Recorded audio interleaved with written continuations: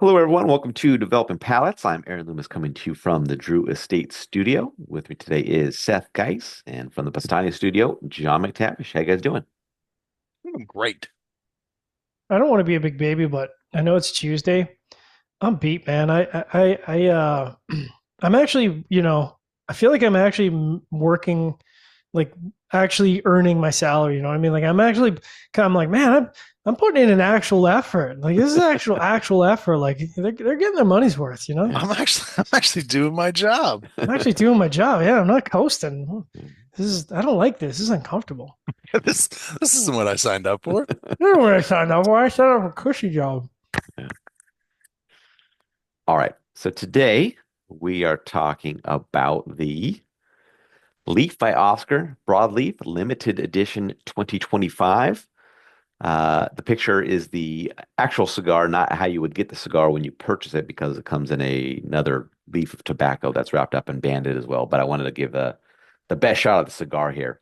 Cigar is a Toro 6x52, comes out of the Oscar Valladares factory in Honduras. Wrapper is Connecticut broadleaf. Binder is from Honduras, and so is the filler. Blended by Oscar Valladares. Price point is $18, and the cigar was released in April of 2025. So with all that out of the way, Seth, what was your overall experience like with this cigar? Yeah, listen, really dark, oily wrapper. I couldn't remember if this was Connecticut broadleaf or it's broadleaf seed grown in Honduras. I See, couldn't. I'm a little confused by that as well. I think it might be Mm. Connecticut seed grown in Honduras, but I I I thought that it was. And then we'll get to that in the conclusion. But yeah. um, listen, first third opens up. Sorry, I got a cat. Damp wood, lots of barnyard, mineral, pepper spices, really long finish. Some earth notes as well. It's, not overly rich. It's more like, I don't know, it's like dirty, mineral focus, medium to medium full strength and body. Um, Second, third shows a little bit more pepper notes, a little bit spicier. Still getting that barnyard, damp wood, tobacco, medium full. And the final third just really is kind of a continuation, rise in mineral notes. I don't know, I kind of want to more talk about this in the overall summary. Burn burn was pretty good. Draw was really good. Yeah, John. This was I'm a, it's I'm still trying to wrap my head around this experience because this doesn't happen for like of the hundreds and hundreds and hundreds and hundreds and hundreds of reviews we've done. There's maybe like two cigars that I've ever scored like this, and it was quite puzzling to me. So essentially, like all the notes that Seth was talking about. So it starts out, and like I would say, the first third is pleasant. Like it's nice, but like it's not spectacular. It didn't really blow my skirt up. There's some sweet tobacco notes, mild earth leather. I would describe the flavor profile as kind of thin. Like I'm not, I'm like it's pleasant, but like I'm not. It's just not grabbing me. And it's almost like the first third it needed to get started, and it is so weird because cigars normally don't work like that. And so for me, the second third kind of really settled in to like creamy malty tobacco, some nice spices that didn't overpower the rest of the profile, mild leather in the post draw, like a nice leather, not like that cakey mouth coating sort of strap leather. Some cinnamon. It was just a really nice second third. I'm like, what's going on here? And then the last third, which is almost universally the weakest third of most cigars, contain that same balance for me. Like just this lovely, rich, multi tobacco. The spices kind of moved up to about medium strength, but still, I didn't find them overpowering on the palate.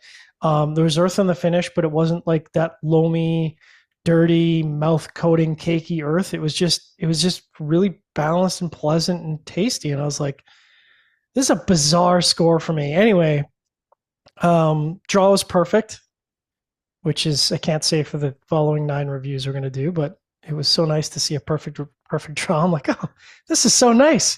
A cigar that's constructed properly. And the burn was, like it was kind of wavy, like minorly wavy, but only someone on Reddit would complain about that. So I would say like it was a good cigar. I was thoroughly plussed through the way through. Aaron, what was your experience like? Did you smoke the cigar backwards? I mean, you got to wonder, right? Like there was a moment where I was like, I didn't like this backwards, right? Like I couldn't have possibly. Honestly, in the I don't know how many reviews we've done, 800, 900, 1,000 1400, more. 1400. There's been maybe two other cigars in all of the reviews I've ever done that have progressed like that, and I'm flummoxed. All right. But yeah.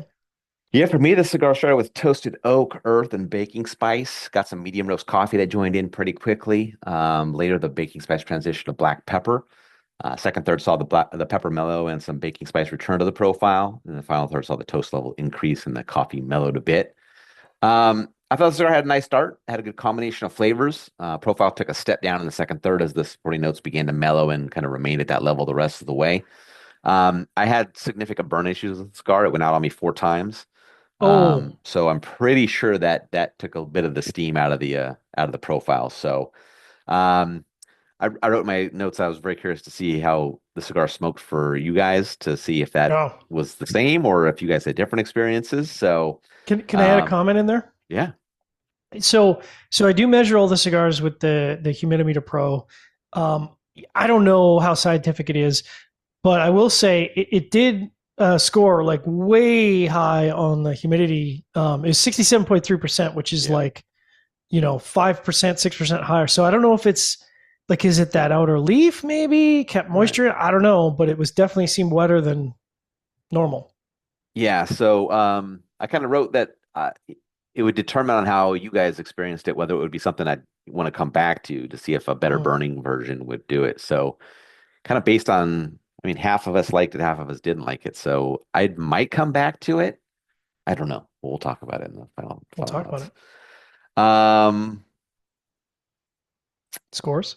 Scores. To start at the top with John and June, both gave it a 6.82. I gave it a Wow. 5.55, and Seth gave it a 5.4. So how'd that 6.82 match up for you, John? Well, I'm glad I'm not alone because I was a little worried that, I got out of the cuckoo nest.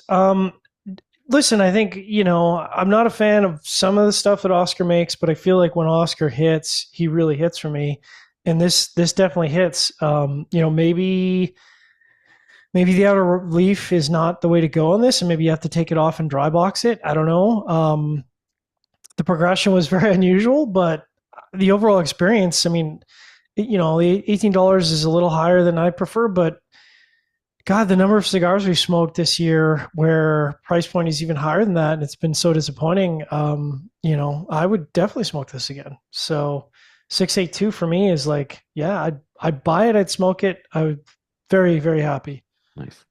Yeah, my 5.55 matches up well. Above average flavor profile, the burn just really took a hit on the cigar, so it knocked the score down. Otherwise, I'd be kind of close to 6. But if it had a good burn, maybe the flavor would have lasted longer in the profile, and I'd have an even higher score. So it's just hard to tell with kind of the Yeah. experience I had with the burn. All right, Seth, 5.4. Yeah, I mean it's not a blend I'd really come back to. I see what John's saying though. I get the presentation with a leaf, but I do think that it's going to play an impact on these cigars. It was really oily, so I don't know if that was just Uh-huh. if it just needed to dry box a little bit. I mean, it was a funky profile. I'm still up in the air. I think it's Connecticut broadleaf with grown in Honduras. I think it's like that broadleaf seed grown in It didn't taste Honduras. like Honduran to me. You know what I mean? Like there wasn't. I didn't. But I don't know. That's the thing. It I don't know. it didn't smoke. The thing about it was it didn't really smoke to me like a real broadleaf, and it No. was one of those. I mean, we smoked plenty of broadleaf cigars over Dominican tobacco. We smoked broadleaf cigars over Nicaraguan tobacco, and I feel like this is kind of like right in the middle, but at the same time, it's just like I don't know. Honduras and Connecticut broadleaf. It's just like I don't personally, I don't really see this really going anywhere. Yeah, So it's not something I'd come back to. But I mean, oh, it's $18? For yeah. some reason, I thought it was 18 cheaper than bucks. that. Well, it's their, his LE, which Yeah, that's true. It is an so, LE. so you know, it's so hard, right? I wish you just say like, what is the origin of the country? Like, feel like we're going backwards with some of the stuff. You know what I mean? Like, just say. I get it. You know, you don't want to say it's Honda Rune or whatever, Honda Leaf, Broadrune. But if it is, just say it. But it is a limited edition, and that kind of leans towards, well, maybe it is Connecticut Broadleaf because, you know, it's hard to get. And why would Yeah. you do a limited run if it wasn't? But I don't know. I mean, it's weird because I'm also the hardest scorer for Honduran cigars. Like normally, I don't really, am not really thrilled by a lot of Honduran tobacco, but I didn't feel like that had Honduran profile. You know what I mean? Like there wasn't that musty funk that I got. I don't know, I mean, the funny thing is, I'm usually one that's probably the higher end of Honduran blends, and 100%.